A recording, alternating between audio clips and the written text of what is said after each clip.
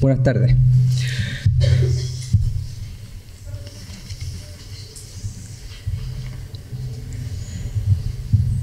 ¿Perdón?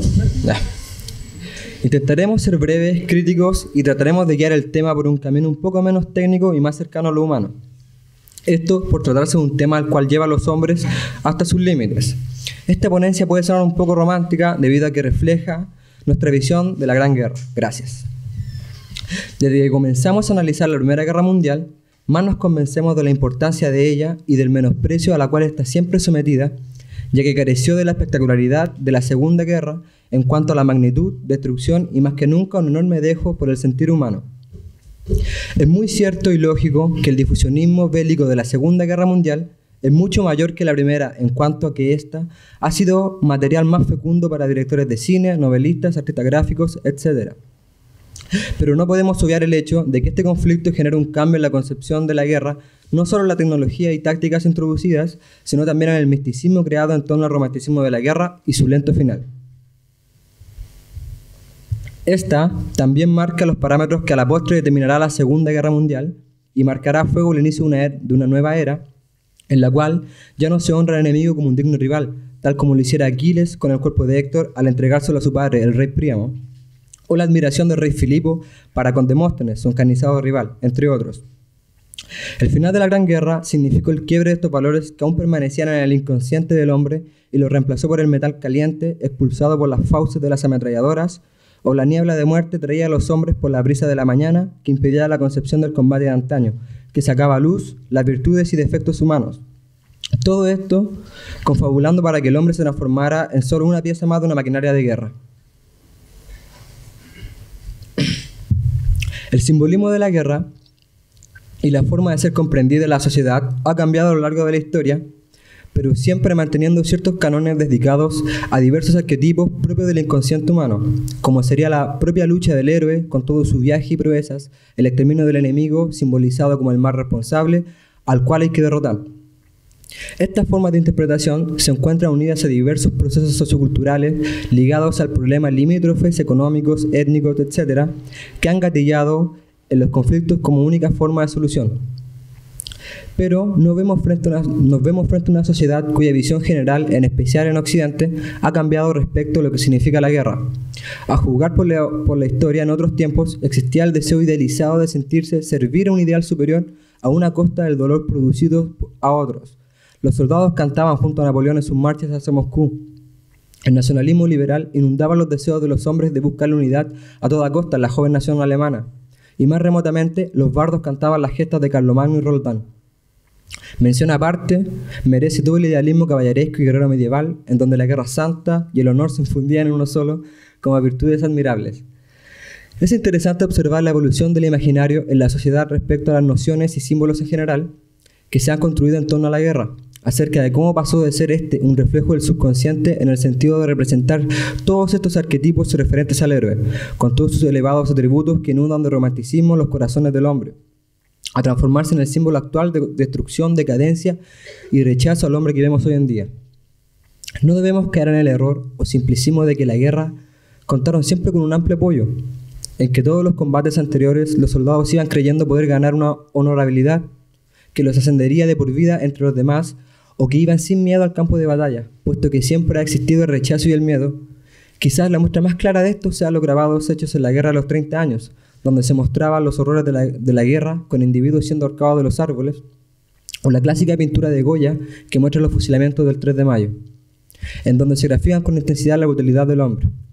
Pero es necesario recalcar que parte de esto correspondía a casos que no englobaban la totalidad del concepto de la guerra. Estos hechos eran aplicados a circunstancias específicas de ciertas batallas, y la guerra, aún teniendo muchos reclutas a la fuerza, como la Prusia de Federico I, contaba con un apoyo enorme de parte de la población que veía proyectarse a sí misma los valores más altos. Es cosa de ver las guerras napoleónicas. Aún habiendo perdido millones de vidas, los franceses seguían apoyando a su emperador, y a la muerte de este se transformó en un símbolo que incluso serviría para la construcción del superhombre. Entonces, ¿qué cosas se necesitaría para cambiar esta noción acerca de la guerra? ¿Cuántos aspectos aceptados por muchos que solían representar el heroísmo, el honor, la elegancia y la gallardía se transformaron en símbolos generalizados de rechazo y de lo más oscuro del ser humano? La ruptura la podemos apreciar a inicio del siglo XX, en el conflicto denominado la Gran Guerra, posteriormente llamado la Primera Guerra Mundial. Acá las batallas no serían de pocas horas de duración o poseerían algún refugio seguro en donde ampararse como los castillos medievales, sino que se llevarían a cabo en un escenario mucho mayor en donde el miedo y la ansiedad fueron las únicas murallas que envolvían a los soldados. Es cosa de imaginar el ruido intermitente en las zanjas de tierra o las bombas que causarían un aspecto de inseguridad y desolación nunca antes visto, o peor aún, no había límite definido al que llegar, tal como sucedía en la guerra de las trincheras, en donde los soldados debían pelear por un pocos metros que de un día a otro se podía perder y llegar al mismo punto de partida a costa del miedo, el dolor y el sufrimiento sin ver logros concretos. Lo que se ve reflejado en las descripciones dadas por testigos de ese mundo. Abro comillas. No queda ni un árbol, ni un metro cuadrado de terreno que haya escapado a la mutilación. No hay más que barro y agujeros de bombas, y en el fondo de muchos agujeros, los cadáveres. Palabras del capitán Roland Fiedler en una carta a su esposa. La oscuridad de la guerra se vería en este conflicto de escala mundial que pasaría a llevar a todos los conflictos anteriores, puesto que, como su nombre indica, el solo término que cuando escuchamos Gran Guerra, con toda la carga pesada semiótica que porta, ya nos hace evocar un conflicto cuya magnitud traspasa todos los límites conocidos hasta la época. Antes de este conflicto, lo más cercano a una gran guerra en cuanto a batallas, números de contendientes y el recuerdo que se tenía de brutalidad en combate, aconteció en las guerras napoleónicas, que se extendieron en la mayor parte de Europa y quedaron impregnadas en la retina de todos estos combatientes. Por un lado, el bando francés y ciertos napoleónicos afines al liberalismo lo veían como la máxima glorificación de la guerra, comparando a Napoleón con una especie de César romano del pueblo que iba combatiendo a sus enemigos, sean reyes absolutistas o repúblicas. Y por otro lado, estaban los que veían a Napoleón como una especie de demonio usurpador que había arrasado con Europa. Era una figura dividida frente a la que no se podía pasar desapercibido, pero aún así fue visto como una gran epopeya que carecía de la carga de oscuridad que se vería en el siglo venidero. La Gran Guerra poseía toda esa ambientación de una antigua época que ya estaba en su ocaso. Nos referimos a una época donde estaban los imperios reinando en Europa, expandiendo sus límites fuera del continente hacia tierras extrañas que para el europeo posiblemente solo había visto en sus libros de escuela. El patriotismo y confianza estaban presentes en gran parte del corazón de la gente, y todo parecía indicar que era la mejor época de la humanidad. Las grandes posesiones seguían siendo admiradas por todos, y el ingresar como militar era bien visto, puesto que el romanticismo y antiguas nociones guerreras estaban en general en boga, incluyendo en sus sectores más críticos, cercanos a la socialdemocracia, como se mostraría en el hecho de que muchos socialdemócratas apoyaron en un principio este conflicto. Y es que parecía que parte de la doctrina hegeliana del siglo XIX, del Estado como esta mayor representación de este espíritu absoluto, estaba en lo correcto. Pero las potencias preparaban sus arsenales. Ya hacía largo tiempo que se gestaba una carrera que solo tenía como meta lo que todos sabemos que ocurrió. Se ha visto cómo el pensamiento occidental pasó de una época de optimismo, ideales y de progreso, hacia una época de incertidumbre y pesimismo, donde las esperanzas que había depositado el hombre en la tecnología y la razón humana se habían derrumbado, volcándose contra sí y arrastrando al mundo a miserias nunca antevistas y a la total dignidad en el modo de hacer la guerra. Una visión la entrega un oficial británico, abre comillas: es una forma cobarde de hacer la guerra que ni yo ni ningún soldado inglés aprobamos. No podemos ganar esta guerra a menos que matemos o incapacitemos a más enemigos que ellos con nosotros. Y si esto solo se puede conseguir copiando al enemigo en su elección de las armas, no debemos rehusar hacerlo. Comandante en jefe del segundo cuerpo británico, teniente general Ferguson, haciendo referencia a las guerras químicas que hubieron en este conflicto, lo cual fue un evento completamente nuevo en comparación a la anteriormente. El uso de máscaras para repeler el temible gas daba una apariencia ajena al soldado, completamente antiestética y decadente. Perdían el rostro humano para ser reemplazados por una máscara que tapaba toda emoción. De esta forma los combatientes no podían distinguir los rostros de sus camaradas, ni tampoco podían apreciar sus expresiones, y solo podían ver una máscara fría que también les daba un aire similar a una especie de cuerpo de sin vida, sin humanidad, como si de autómatas se tratasen. Al igual que las antiguas máscaras que asemejaban rostros de cuervos que usaban los médicos durante la Edad Media para taparse en pleno brote de peste, estas máscaras también se hicieron símbolos icónicos de lo que representó este conflicto y resultarían también como íconos de lo que sería la decadencia de la guerra. De la antigua visión del valiente soldado a caballo o con un rifle listo para ser retratado en estatuas o cuadros patrióticos, ahora se apreciaba una especie de autómata, con una máscara gris y horrible, que se asemejaba a la personificación icónica de la muerte, el Grim Reaper, quien curiosamente, entre otras cosas, adquirió su aspecto de los médicos medievales.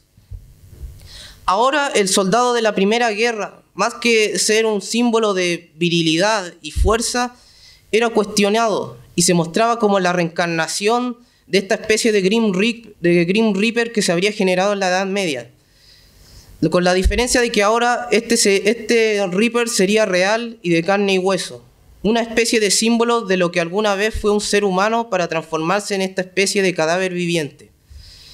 El símbolo creado causó tan rechazo que también fue una de las figuras icónicas más representativas de la Primera Guerra y los horrores e inhumanidad de esta, con lo cual se seguiría repitiendo la misma imagen una y otra vez.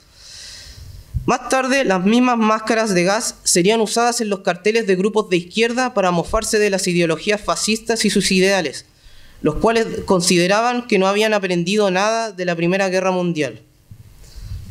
Es de sentido común para muchos adjudicar parte de toda esta visión catastrófica a la Segunda Guerra Mundial, donde fue el punto de quiebre de la humanidad en donde salía de su letargo para ver los reales horrores de la guerra con los campos de refugiados, los genocidios étnicos representados por el Holocausto judío o la destrucción de Dresde por quienes decían ser los buenos en esta época de humanidad. Pero ahora la guerra dejaba de ser justa para ser cuestionada. Pero muchos olvidan que en realidad todos estos eventos acontecidos durante la Segunda Guerra correspondían a un proceso que ya se había gestado mucho antes.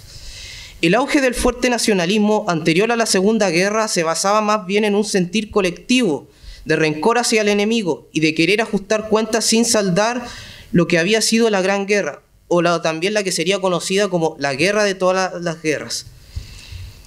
El sentimiento romántico posteriormente de la Primera Guerra se intentó revivir de la mano de sus líderes, pero fracasó en poder recuperar estos antiguos ideales de caballería y honorabilidad ligados al compromiso del deber y a la nación. Si bien está a la vista que los aliados y el eje peleaban por sus naciones llenos de idealismo y valentía durante la Segunda Guerra, pero el símbolo que los rodeaba ya no era el mismo. Las cosas habían cambiado en cuanto a lo que significaba este viejo romanticismo en la guerra. Y es que este conflicto, la Primera Guerra Mundial, trastornó todos los antiguos cánones y órdenes.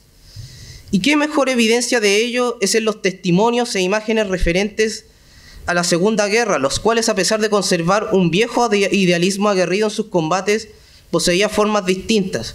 Los cantos militares desafiantes usados durante la Primera Guerra ahora en cambio se reemplazaban por la reflexión, el silencio, el trauma y los constantes recuerdos amargos del pasado, que más que evocar un heroísmo admirable y triunfante, más bien evocan una sensación de oscuridad y locura, la cual puede verse evocada en nuestra cultura popular actual, la cual seguiría adquiriendo más fuerza con las revoluciones de pensamiento generadas por el pacifismo y contra la agresión en plena Guerra Fría.